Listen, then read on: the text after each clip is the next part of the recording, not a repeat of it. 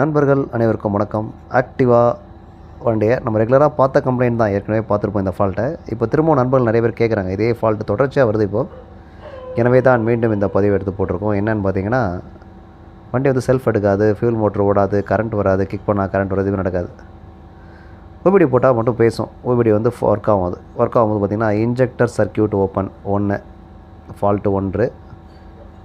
ரெண்டாவது என்ன ஃபால்ட்டு காமிக்குது அப்படின்னு பார்த்தீங்கன்னா, ஐடில் ஏர் கண்ட்ரோல் சர்க்கியூட், அதாவது த்ராடல் பாலில் வரக்கூடிய ஐடில் ஏர் மோட்ரு, அதோட ப்ராப்ளம்னு சொல்லுது 2. மூணாவது என்ன பண்ணுதுன்னா, புர்ஜு வால்வு போயிடுச்சு அப்படின்னு சொல்லுது, புர்ஜு வால்வு கம்ப்ளைண்ட்னு சொல்லுது 3. நாலாவது இக்னிஷன் காயிலையும் பிரச்சனைன்னு சொல்லுது. நம்ம என்ன கவனிக்கணும்னா, திரும்பி 4 காமிக்கிறோம். இந்த 4 ஃபால்ட் என்ன ஃபால்ட்டுனா, 4ம் 12 வோல்ட்டு போகக்கூடிய ஒரு ஆக்சுவேட்டர், அதாவது 12 வோல்ட்டு தேவைப்படக்கூடிய ஒரு ஆக்சுவேட்டர். 4மே ஒரே இடத்துல போகுமா அப்படின்னா போகாது. அப்போ நம்ம என்ன புரிஞ்சுக்கலாம் அப்படின்னு சொன்னால், இந்த 4க்குமான 12 வோல்டேஜ் வரல அப்படின்ற ஒரு அர்த்தத்தில் எளிமையாக புரிஞ்சுக்கலாம். ஏன்னா 4மே ஒர்க் ஆகலை. அப்போ என்ன பண்ணலான்னு பார்த்தீங்கன்னா, நம்ம இந்த 4க்கும் போகக்கூடிய ஒரு ஒயர், மெயின் ஒயர் எதுனா கருப்பு வெள்ளை, கருப்பில் வெள்ளை கோடு போட்ட ஒரு ஒயர் ஒன்று போகும்.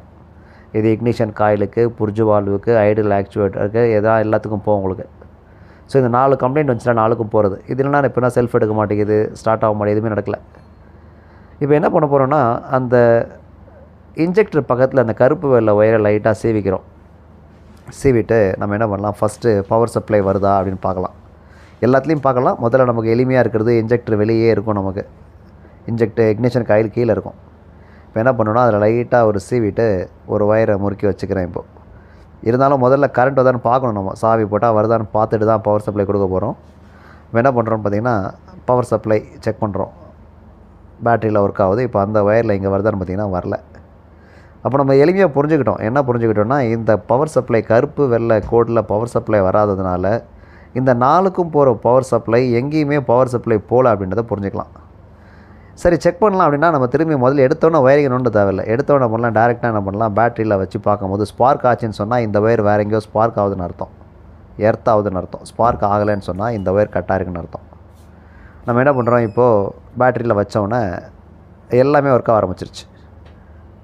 அப்போ நம்ம என்ன பண்ணுறோம், ரொம்ப எளிமையாக இந்த ஒயர் கட்டாக இருக்குன்றத முதல்ல புரிஞ்சுக்கிறோம். ஏன்னா ஃபால்ட்டை தெரியாமல் தேடுறதை விட தெரிஞ்சுக்கிட்டு தேடுறது ஈஸி இல்லையா?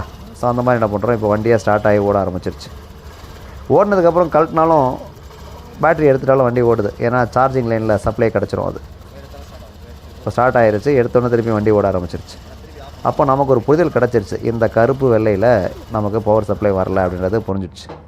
எங்கே கட் ஆகுதுன்னு பார்த்திங்கன்னா, அந்த பேட்டரி பாக்ஸ் கீழே அந்த ஃபியூஸ் பாக்ஸ் ஒயரை உருவுனா